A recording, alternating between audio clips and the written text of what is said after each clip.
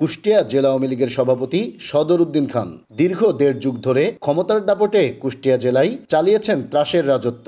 উপজেলা চেয়ারম্যান থেকে জেলা পরিষদের চেয়ারম্যান সবই হয়েছেন অবৈধভাবে ক্ষমতার জোরে। জেলা পরিষদকে পরিণত করেছেন দুর্নীতির আখড়াখানায়। প্রকল্পের টাকা আত্মসাৎ, দোকান বরাদ্দের টাকা ৯/৬, হাটঘাটের ইজারায় অনিয়ম সহ ফান্ডের কোটি কোটি টাকা করেছেন লুটপাট।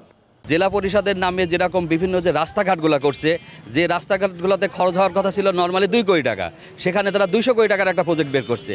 আমাদের লালন একাডেমিতে যে কাজটা করার জন্য সর্বসাকুল্যে হয়তো ২ থেকে ২.৫ কোটি টাকার খরচ হতো, সেখানে তারা প্রচুর পরিমাণে একটা বড় ধরনের বাজেট নিয়ে আসে, সেখানে টাকা আত্মসাৎ করছে। শুধু এরকমই না, রাস্তার আশপাশে গাছ কাটা থেকে শুরু করে এমন কোনো জায়গা নাই যে সেখানে তারা হাত দেয়নি। কুষ্টিয়া জেলায় ভূমিদস্যু নামে পরিচিত। তিনি জেলা পরিষদের যখন চেয়ারম্যান ছিলেন তখন দোকান, মার্কেট নির্মাণে অনিয়ম, বরাদ্দর টাকা আত্মসাৎ এবং দোকান বরাদ্দের টাকা আত্মসাৎ, হাট ঘাট ইজারা দেওয়া, এই সমস্ত ক্ষেত্রে ব্যাপক দুর্নীতির আশ্রয় নিয়েছেন।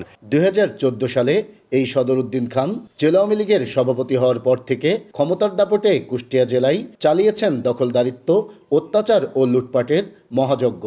করেছেন জোরপূর্বক অন্যের জমি বাড়ি, মার্কেট দখল, চালিয়েছেন সাধারণ মানুষের উপরে অমানবিক নির্যাতন। নিজস্ব সন্ত্রাসী বাহিনী দিয়ে ঘটিয়েছেন গুম খুনের মতো ঘটনাও। সে হাট ঘাট বাজার বিভিন্ন জায়গা দখল করছে, সে মানুষের সম্পত্তি জোর করে রেজিস্ট্রি করে নিছে এবং সে তরসর সেল গঠন করছে। সে বিনা প্রতিদ্বন্দ্বিতায় চেয়ারম্যান, যেমন শেখ হাসিনা বিনা প্রতিদ্বন্দ্বিতায় পরপর ৩ বার বিনা প্রতিদ্বন্দ্বিতায় নির্বাচিত হয়েছে। সদর খানও সেম। সে কুষ্টিয়ার একটা ত্রাস কায়েম করে রেখেছিল, মানুষ আতঙ্কে তার উপরে এতদিন কথা বলতে পারেনি। সে বিভিন্ন দুর্নীতি করে হাজার হাজার কোটি টাকার মালিক হয়েছে। সে আঙুল ফুলে কলা গাছ হয়েছে। সদরউদ্দিন খান খুকসার আমরা তাকে ওইভাবে চিনতামও না।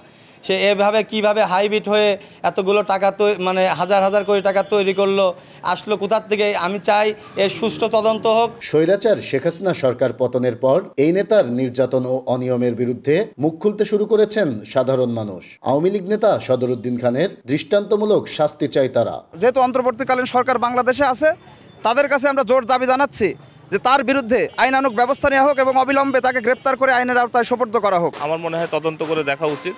আর এই দুর্নীতির সাথে যারা জড়িত, সংশ্লিষ্ট ওই পিয়ন থেকে শুরু করে আপ টু বটম যারা জড়িত, আমি মনে করি সবাইকে শাস্তির আওতায় আসা উচিত বা আইনের আওতায় নিয়ে আসা উচিত। ছাত্র জনতার গণ আন্দোলনে স্বৈরাচার শেখ হাসিনা সরকার পতনের পর আত্মগোপনে চলে যায় কুষ্টিয়ার ত্রাস জেলা আওয়ামী লীগের সভাপতি সদরউদ্দিন খান।